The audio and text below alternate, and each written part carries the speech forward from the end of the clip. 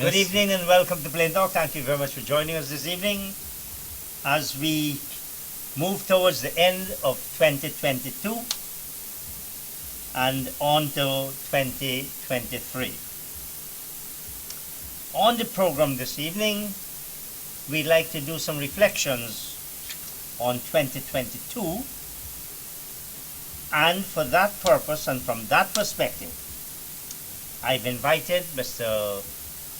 Ramjatan, Khemraj Ramjatan, leader of the Alliance for Change and Minister for Public Security. Former Minister. Former Minister for Public Security in the APNU AFC government of 2015 to 2020. Yes. And now a member of Parliament. Mr. Ramjatan, thank you very much for coming once again on Plain Talk and sharing your thoughts with us. Thank you very much, Chris, and I'm happy to be here. And I want the viewers out there to at least enjoy this. We generally do have enjoyable programs. We're going to talk about the year's events and a lot of other things. I want to start, however, because I think you're ending the year on a very serious note, you meaning the AFC. You put out a press release. You call it AFC press release on PPP's assault on democracy in Guyana. I want to make this clear. This is not an APNU AFC press release. This is an AFC press release. Yeah. So from now we will see AFC moving a separate way from the APNU. Well, not necessarily separate. All that I have written here is supported by APNU. But it's an AFC press release. Yes, it is an AFC press release, and we are going to have that kind of a scenario where we would come out with our own in relation to how we think about the issue. Remember, we came out our own by stating that we are not going to go into the local government elections at all because of this reasoning that we gave here. The list is a bad list. The boundaries have not been set. You're preempting me a little bit. Okay, if I may. okay, yeah. The press release begins. Recently, 2 severe body blows were struck at democratic government and democratic governance in a period of 2 weeks by the PPPC government. That's a rather strong statement to make. You're accusing the PPP of striking body blows at democracy and both democracy and governance in the country. That's pretty strong. Yeah, it was intended to be strong, and the circumstances of what we're talking about requires very strong language because, as we indicated, it is first of all attacking the residency requirement or deleting it from our laws, and secondly attacking freedom of speech. Now, these are 2 fundamental pillars of democracy, and freedom of speech, of course, is a governance issue, the allowing of people to make their opinions heard and disseminated, are being assailed. And so to that extent, I felt that there was the requirement to do a very strongly worded statement. But let's take the second one first. And you put it in the context of freedom of speech.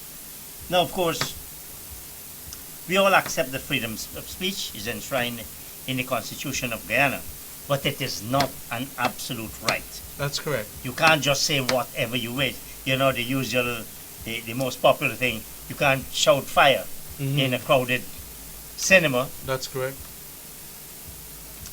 But the whole point of it, and I have done extensive studies in that, remember? Yes. Whether the state... in the Bar Association. In the Bar Association. Journal, yes. Yeah, it was the main article that year. That's correct.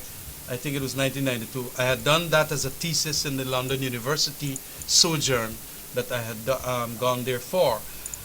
And so I incorporated it into an article for the Bar Association Review. But fundamentally, when you have a public figure like the mayor of the city of Georgetown indicating certain words and asking the president of the day why he couldn't work along with him, and then he made some what you might call offensive remarks, that does not necessarily mean that you cannot say that. In the article that I had written, and in all the cases coming out of the... You want to say what it is so that the viewers could put your point into context?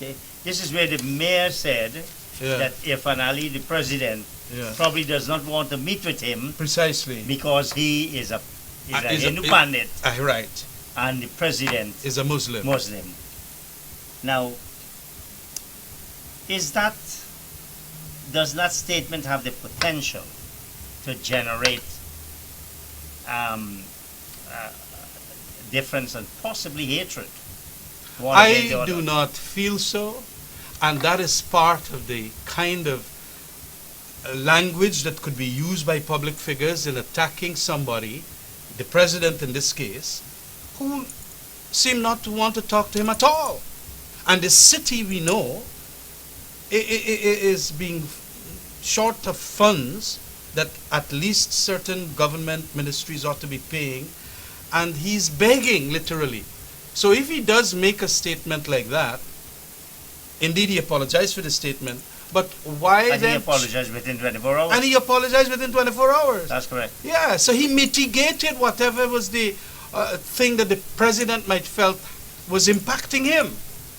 And in that sense, just like when it is a libel case and you write a letter and you tell somebody, well, at least apologize or so. He apologized. Yet you gone under the Cybercrime Act to state that indeed this is an offense for which you ought to be convicted. That is a tremendous assault on freedom of the expression. Freedom of expression also means that you can be insulting. Do you know the honorable insults that pass in the House of Commons? Well, Winston, in a parliament there are certain rules that protect parliamentary speech. But even public figures, yes, they can do that. It is also against, you can be offensive in your remarks. You don't have to be nice to your president. This, I would want to believe, is a democracy. You can hear things being said on CNN and or Fox News about Trump when Trump was there, and a whole lot of other places. And things are even said about Biden, Joe Biden. Exactly. And if we do not want to understand that that is what Guyana must be in relation to its free speech pillar, then that democracy is going to be shortchanged terribly by people not speaking their minds. And I must say he was very passionate about what he was saying, because he is begging the president to talk to him, to work along with him, because the city of Georgetown is an important geographical area. Frustration and passion are not justification for making statements that violate the law. I agree with you, but tell me quite clearly, how could that be? And this thing is being abused, the Racial Hostility Act and the Cybercrime Act, all across the place. And I understand sometimes the DPP, when it comes to big public figures like the president, the mayor of the city of Georgetown, and even a parliamentarian, Sherrod Duncan, who, by the way, was only videoing him, not saying one word. And because he videoed him and put it on his Facebook, we are now being told repetition of yes, but isn't it? Yeah, but we're talking law now. Yeah, but if you repeat something that is illegal, yeah, you run a risk. But the Constitution says that freedom of expression ought to be disseminated. And if assuming, look, we have had even President Jagdeo talking a set of hostile things, and you had brought private criminal charges. That's correct. That's correct. You remember that? Yes, of course. And it was that had more element to racial hostility at Babu John when he had made his utterance. I certainly believe so. Exactly. And you know. And so somebody must be able to disseminate what is being said. And if you got reporters there now stating, this is what he said because look, I have a video of it. You charge that person too? I mean, it is crazy. And that is why I feel that the assaults on freedom of expression, because in my book, and I call myself a liberal Democrat, freedom of expression is about the most important after the freedom Of thought? of life. No, Well, freedom yeah. of expression means freedom of thought. Thought, yes. And in that larger context, freedom to express your mind, to disseminate your views, and all of that. And so it is important that we in Guyana do not start eroding, or the state encroaching towards an erosion of that right. Are you troubled at the speed at which the police seem to be willing to move into and bring charges into some of these politically tainted issues and circumstances? That has very, very been troubling for me. you As know. a former minister of public security, Because when I realized how important freedom of expression, which is also demonstrating in the streets, that same President Irfan Ali was rocking the vehicle of a minister. You remember at Pegasus? I don't remember the situation. But there was what's the minister's name? I forgot the name. Karen Cummings, or she's now overseas, I think. That sounds to me like if that would be legal. Yes, but what I did, because they were protesting at Pegasus at the time, and I indicated to the police, please allow them to protest. We have a freedom of assembly, freedom of expression. Well, Mr. Ramjitan, it is getting tight. All right, see what best you could do, because you don't want to further inflame the situation. And they rock up the lady's vehicle, and I indicated to them that please, if you feel that there are some people, because it's a police discretion, you could go and charge, but don't go and do anything untoward. Yeah. And that was what you were trying to do, to So allow. we're talking about involving the police in these politically charged. tainted and inspired and Exactly. charge issues. Charge. And that is what a good government must allow its citizens to do. You have a genuine gripe or grievance or whatever, you allow them. And you don't just go and charge next day.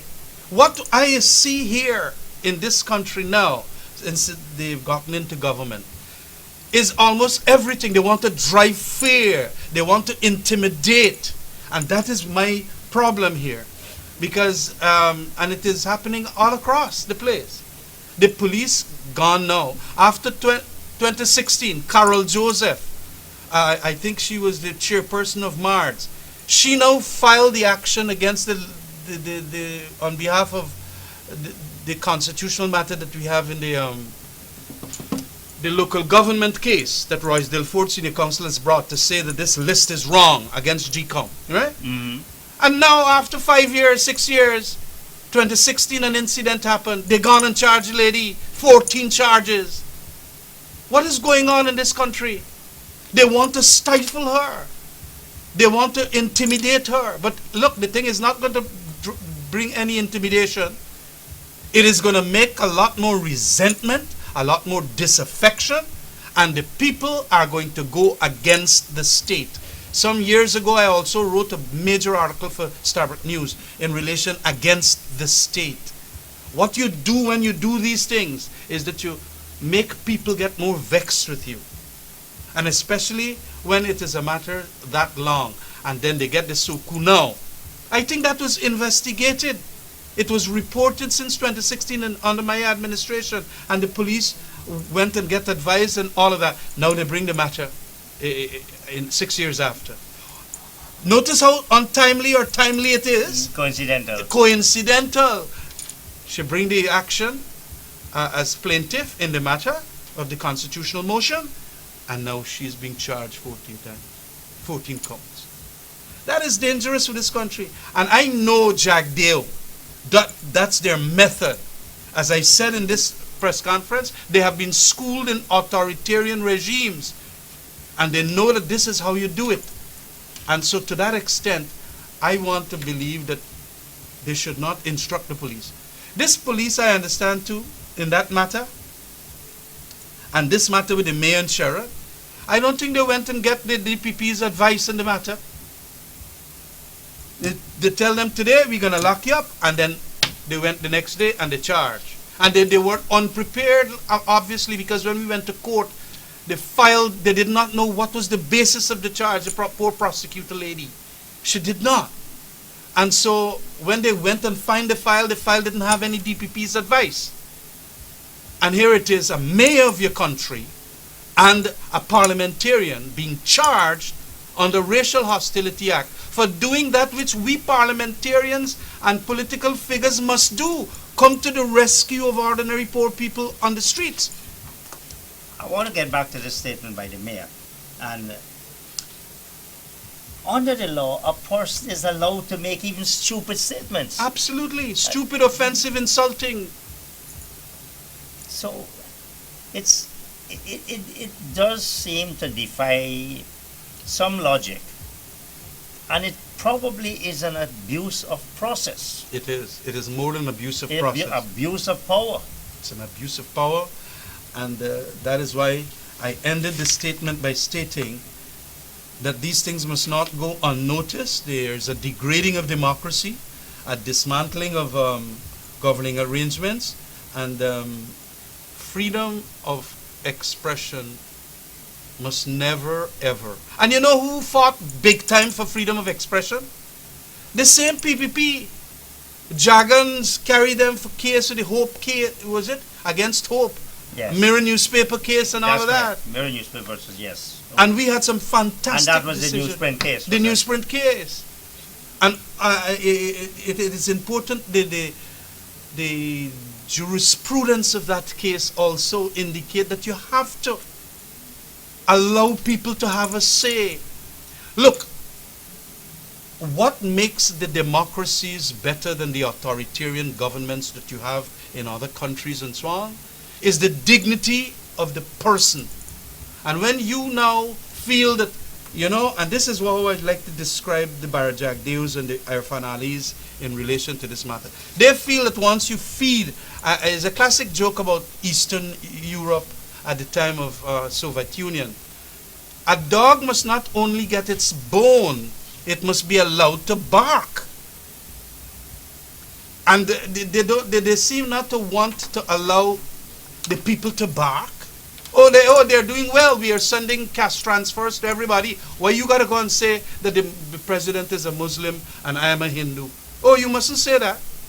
Now, when you start constricting what could be said, that could affect everything.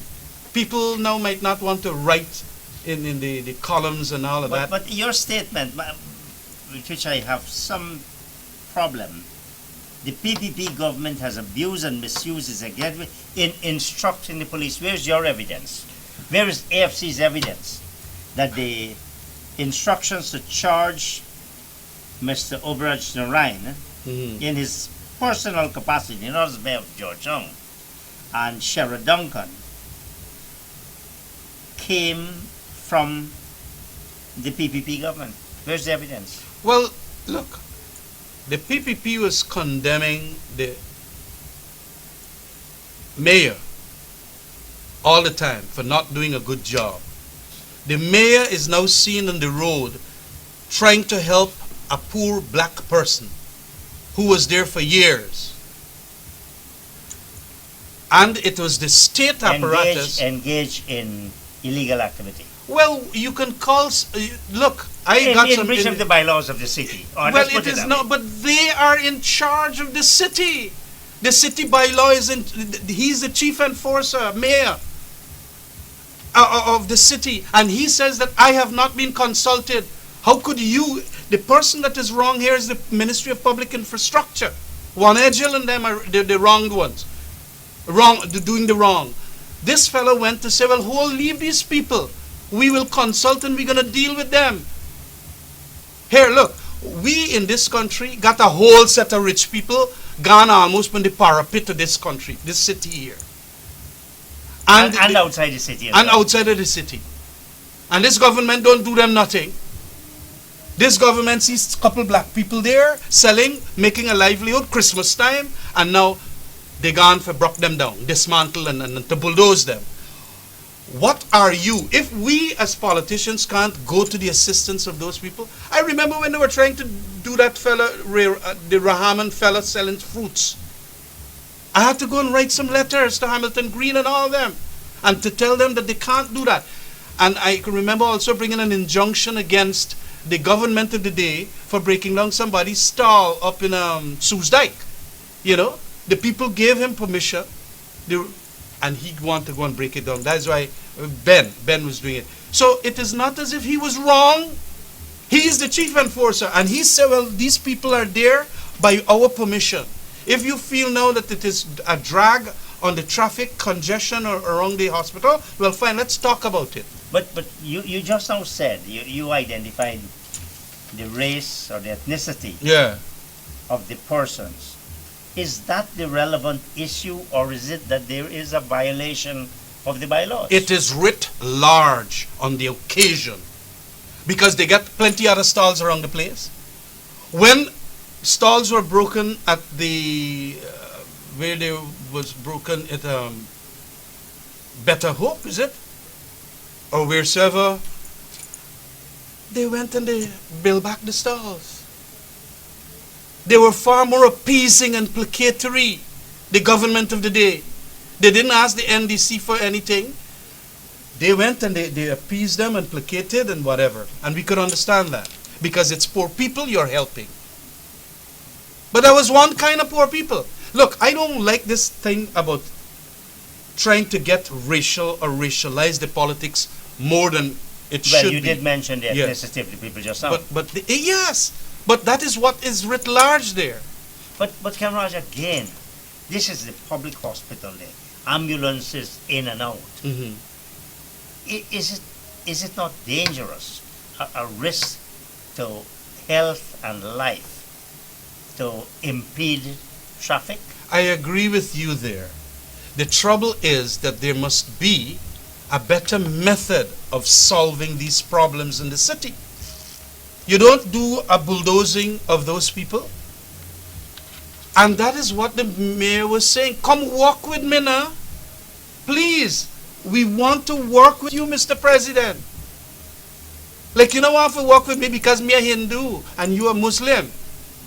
And then is what is make, and then when you go on and do that to an Afro-Guyanese person, those are the kinds of things that we should make sure doesn't happen. And so it calls for some consensus. It calls for some, what you call, reconciliation or conciliatory behavior, rather than go and tell the one Edgel to get his people to go and move the people. And it is not a nice thing to be doing in Christmas time. So I believe that the mayor did exactly what any politician or city mayor would have done, even in the city of London, having people there, and you got that kind of thing happening all over the Caribbean. But it was the method of it. Look, there is matter in manner too. There is matter in manner, and the manner in which it was done, it leaves a lot to be desired. Yeah, I noticed statements coming out of the AFC love to accuse the PPP of acting in the tradition of communist states. The PPP is not a communist party. Go and check their constitution. No, don't bother with that. Why not bother with that? These kinds of things that is damaging freedom of expression and taking away residency requirement. It is perhaps the most right-wing government this country has ever had. I don't know about that, but in relation to a certain matter, their governance, it takes away freedom of expression, it takes away residency requirement. But Kamraj, But and here we're going to argue, because right-wing governments can also be autocratic. That doesn't make them communists. Well, what they are is what I would want to go back to their constitution. I fought against that when I was You mean with the them. Marx, They got it. Their ideals are communistic. Well, The governing principle is democratic centralism. Everything about the constitution that I tried to change in the Portmorant Congress still remains there. mhm. right? They're a Marxist-Leninist in ideology. They're not liberal democratic. That is why when we formed the Alliance for Change, we've tried to distinguish ourselves from them. So when you have a constitution and a set of values in relation to how you will do government and governance that says Marxism, Leninism, that says communism, Well, what you want me to it doesn't think? say, it doesn't say communism, but it's autocratic. I think I. Here, man, you go I would back go to that the- far. I'll go that far with you. Yeah, Anyway, where you see that matter heading, the charges against Sherry Duncan and Obraj Narayan. Well, I will be speaking to Senior Council. I would like to make an attempt to ask the DPP to review the matter. And a letter to that effect can be done. Because as of today, I still have been informed that it did not go to her, Miss Hack, for purposes of this kind of review. Because it is a serious matter. You know, the problem is this: when the DPP interferes on behalf of the people, when the DPP interferes on behalf of the PPP's interests, we blame her, and now we're asking her to interfere in relation. It is not interfere. It is to judicially exercise her mind as chief prosecutor in the country, and to say whether on these facts and in that kind of circumstance. This was not a man with a gun coming to you and want to incite racial warfare and all kind of thing. This was a mayor coming down underneath a vehicle to stop the vehicle from moving the people and saying that I am the mayor. I have the authority to grant whether they can have stalls on the road. And you going to move the people and you're telling me? What kind of thing is this? This thing requires the tiers of government. Local Why government. not let this matter go to court and just ask that the matter be shuffled by the magistrate? Well, we can do that, but the magistrate would want to know the legal advice from the prosecutorial side too. We are giving our opinion here, and we can have a right to ask for review. I notice a lot of times we do that all the time as criminal lawyer in practice. So that matter is in there. The charge against Obraj Narayan and Sherry Duncan. Sherry Duncan is in fact General Secretary of the AFC. AFC. Now, the other, what you call body blows to the democratic government and governance of Guyana is in relation to the local government elections. Could you explain to viewers why you think the action by the PPP and its Attorney General in amending the legislation through a legal process is in fact a body blow to democratic government and democratic governance in Guyana?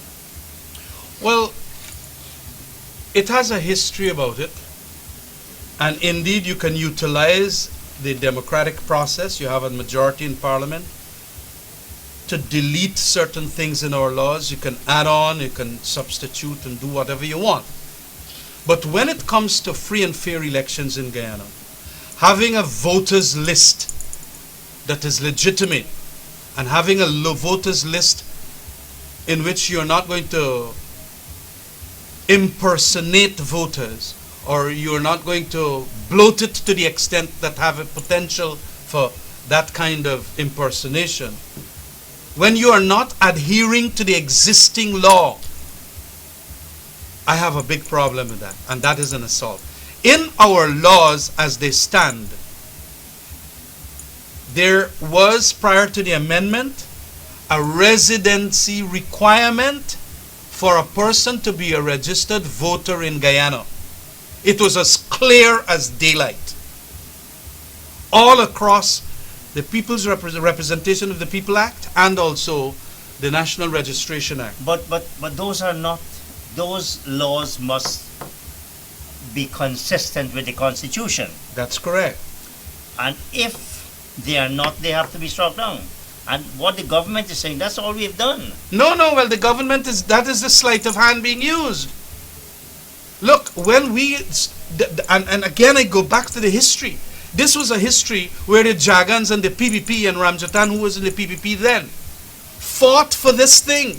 that you have to have a list that is made up of the people who are living at a place and have a residence there. It will be borne out by this case that Carl Joseph has instituted in relation to local government. Because for a man or a woman to be a voter in Guyana, he or she has to be ordinarily resident in the local government area. In the larger National Registration Act and the Representation of the People Act, they say you got to be a resident within one of the divisions. Out of the 10 divisions that we got, one out of them you got to be here. They want to now allow people, 200,000, who are overseas, to be on our list. But is that but are they not amending the law to bring it in line with a decision by the Honorable Chief Justice? We have indicated that the decision of the Honorable Chief Justice was in error, because I have it here. What it is that she was saying was that there isn't a requirement for residency because it is not stated explicitly in Article 159. Article 159 states that yes, for you to be a voter, you got to be 18 years and you got to be registered. But the article then goes on to say in another section, in the same... is that 159.3? In 159.3. Any such other qualification as prescribed by law. And that prescription there is what is found in our law in relation to being a resident. Why was that decision not appealed? Well, you'd have to ask Mr. Basil Williams, especially, Senior Counsel and Attorney General then. And it was not. Unfortunately, it was not. But that is why we would like to have a decision in this new one with Carol Joseph, because even in the Local Government Act, it states very clearly what it is that you must do to have a voters list for the local government elections. Are you not in a problem though, Kemraj, because that decision is now binding on any court other than a higher court? Yeah, well, fine.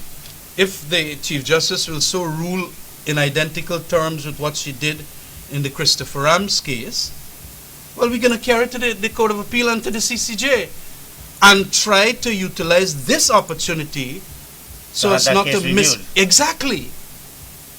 Exactly. And that is that is what is important here.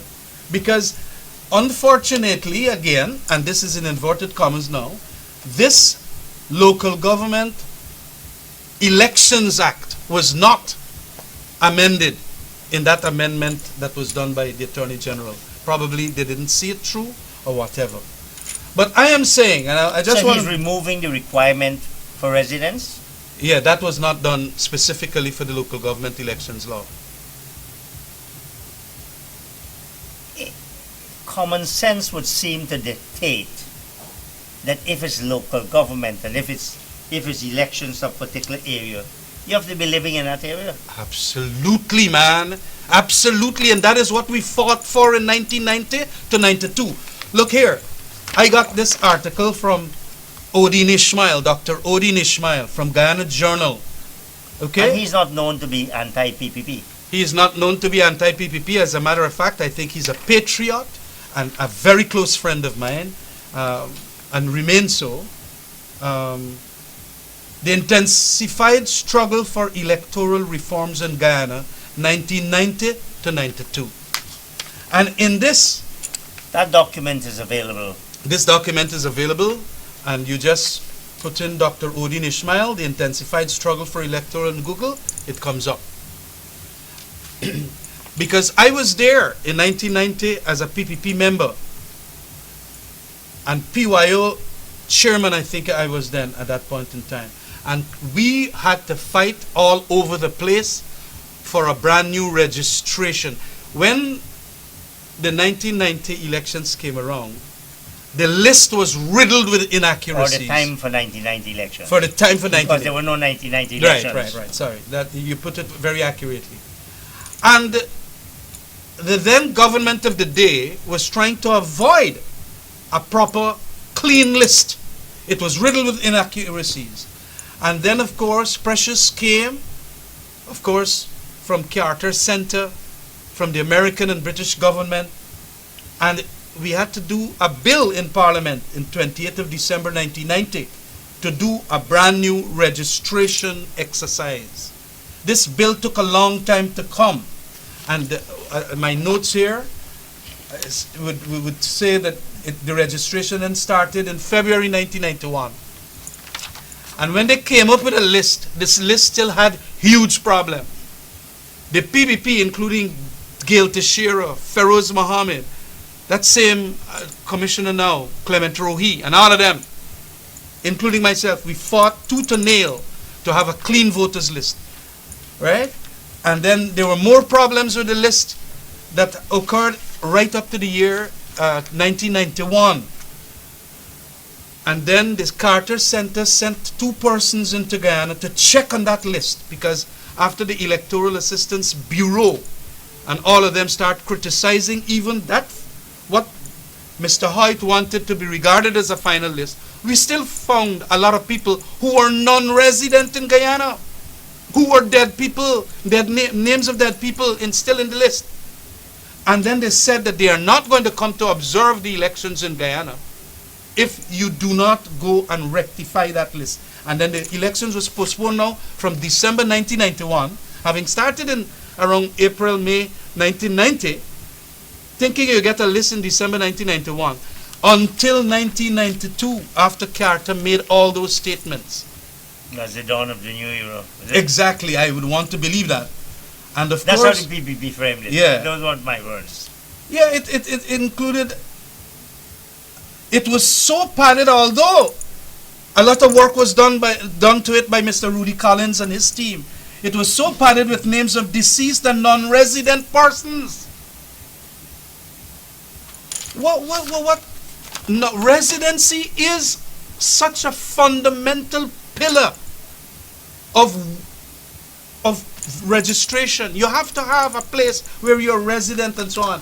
And the residency in the Local Government Elections Act says this. Hold on, you're saying there's the local government elections issue, Yeah. which I'm going to ask you about, and this is the broader Yeah. national elections you're talking about. Okay, go on. Yeah. And I'm saying that the residency requirement is in the broader national and general elections requirements too. Mm-hmm. You know? But this one is very specific about it. The local government one, where it says that a person shall be qualified to be registered as a voter in a local authority area where he is ordinarily resident within that local government area. And then it defines what is an ordinary resident. It means the place of ordinary residence of person is generally that place which he has adopted as the place for his habitation or home, to which place when away from home he intends to return, and in particular when a person normally sleeps in that place or have his meals in that place. But that's not in the National Registration Act. A definition of that is not in that act, but it says resident. And when you go back as a lawyer to check out what resident means, the resident requirement, it is meaning exactly that. You will go back even if you use the Oxford Dictionary, you will go back to that. The place of your residence, where you're living, where you're sleeping, where you're having meals, where you're working from. And so all of that now have gone. And we fought tooth and nail to have a brand new house-to-house registration in 1992 to ensure that we had a fair voters list. Today, this PPP now somersault all over, turn the thing upside down, and they delete house-to-house registration from the amendments, and we now don't have a residency But requirement. they're doing that, in fairness to Mr. Nanlao, they're doing that to bring it in line with the decision of the Chief Justice. That is absolute nonsense, because we spoke to them and we tell them that even if this decision is like that, you cannot go against what you fought for in your history. You cannot go against essentially, and then it is a first instance decision that I inform them may be made per incurium because of the fact as a result of error. as a result of error. A High Court judge is not necessarily the best that you can rely on. You go right up to the CCJ. That's why you have appeal court and you have the CCJ. Exactly. And you know gone and but you know why? It is one deduction in my mind that I can make as to why they want to use a High Court decision that is so heavily criticized, and they know that it is wrong, and it is against the history of what we fought for to bring in the dawn of a new era into the country. And that is the residency requirement.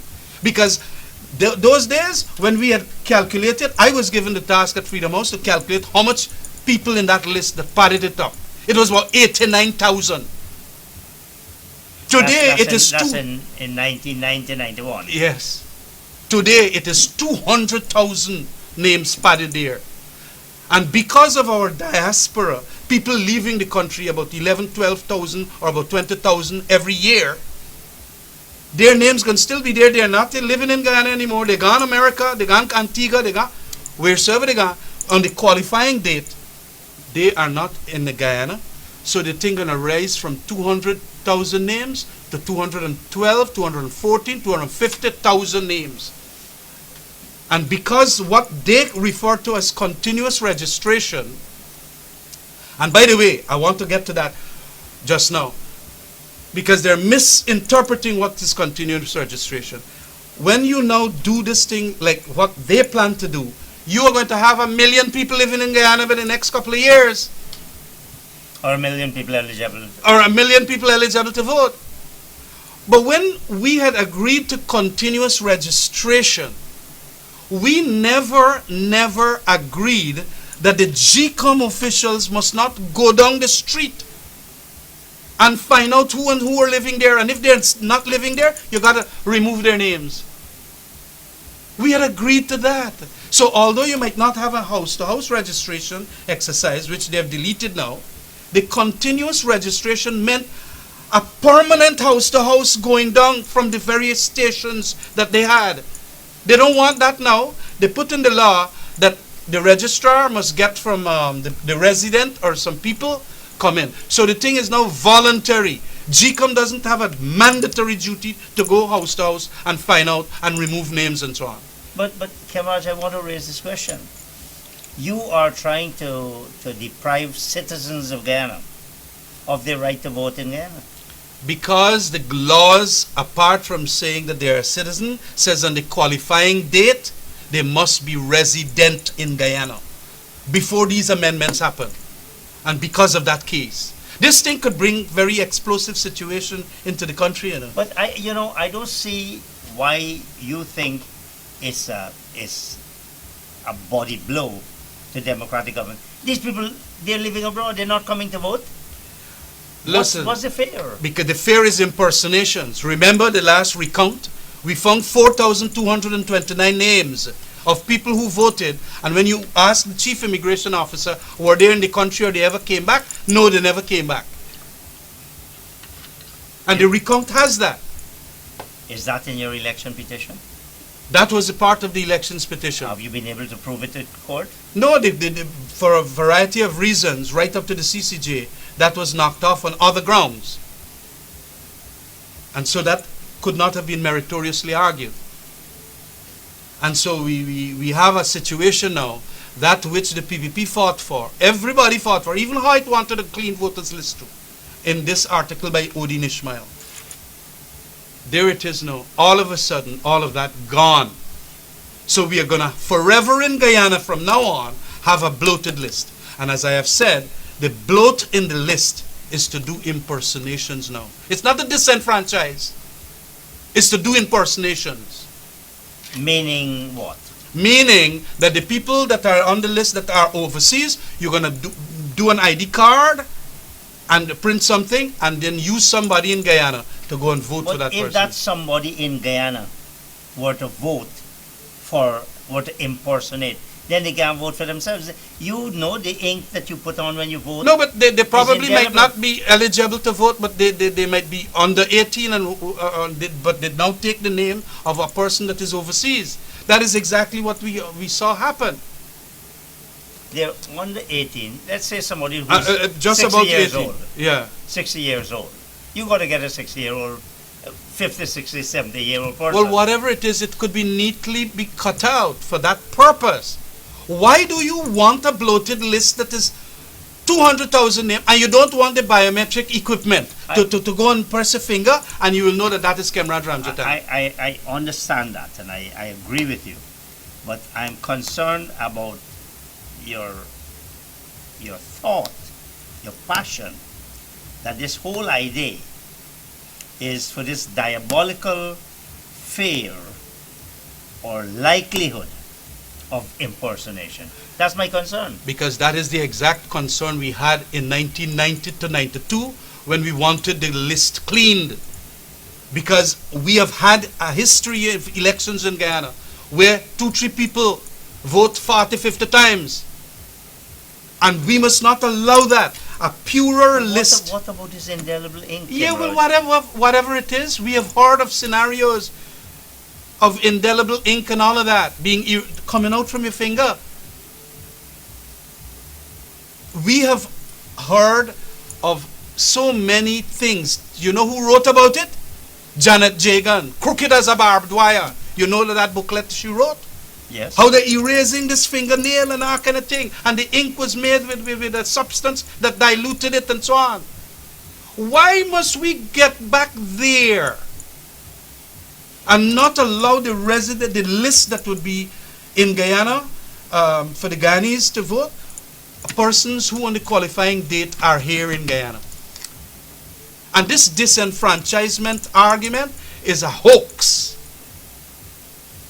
Is a hoax. Disenfranchisement by whom? Yeah, by saying that if we don't remove the residency requirement, we are going to disenfranchise citizens of Guyana. Well, the law is that on the date, the qualifying date, you must have persons who are resident.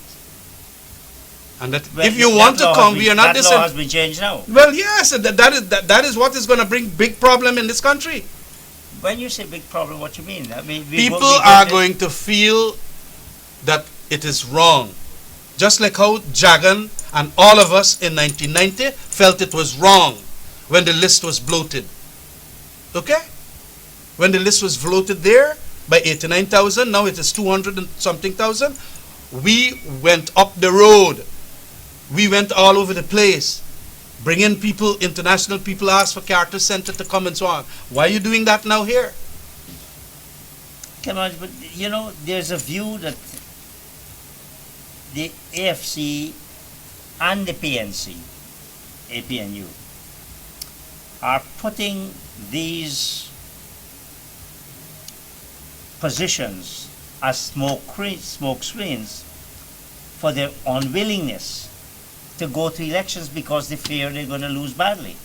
How do you respond to that? That is a total trash talk. That is absolutely and utterly trash talk. Why? Because of the fact that it is just like freedom of expression. It is inherent for a better system and an improved system that you have a voters list that is not bloated. We can go and lose the elections. We are not saying that we're going to win an elections if the list is cleansed. For all you know, the PPP could still beat us up.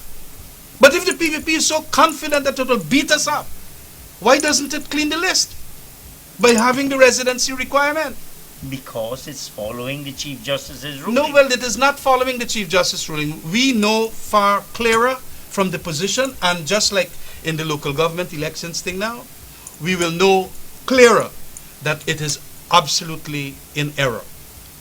And that all over the place, the thing is writ large in our existing law that is prior to these changes, that it was a resident requirement. And you know what they do with resident requirement?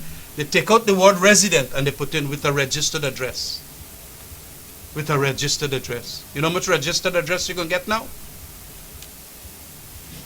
That could even be the Chief Justice is considered a brave and erudite and very competent. Yes, that's correct. Judge. And I believe that she is. But that doesn't You think make she her... could? No, she's not infallible. Yeah. Nobody is. Yeah. Not even the Pope. But do you think she could have missed 159.3? In my study of the decision, she even quoted it. She even quoted it. But her analysis as to what that means by elevating now what is the other prescribed law into the constitutional requirements. If another law, the Constitution is telling you that you got two requirements, 18 years, you got to be registered, or any such other qualification, and a law now tells you you got to be ordinarily resident. But that's a different law. That's no. the local government. Well, let me say resident requirement then. Yes, yeah. And a law said that. That law must be utilized now to say, well, there is a constitutional requirement. And then you also go and study why it happened. The historical reasoning for registration, house to prove, and the mandatory duty of GCOM to ensure that this has happened. So are you saying, obviously you cannot speak for the APNU, I think on this Exactly. issue I can speak for the IPNU. that neither the AFC nor the APNU PNCR would be going into the elections? No. In relation to the elections, Local government. They have explained their interest of ensuring that they have representatives and all that, and speaking. Even despite its voters? Even Look- despite the voters list, yeah. They said that they will be going, and because we had cleared this.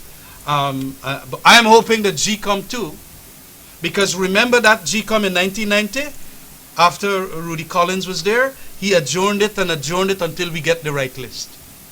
We have been saying that. We can adjourn the elections. So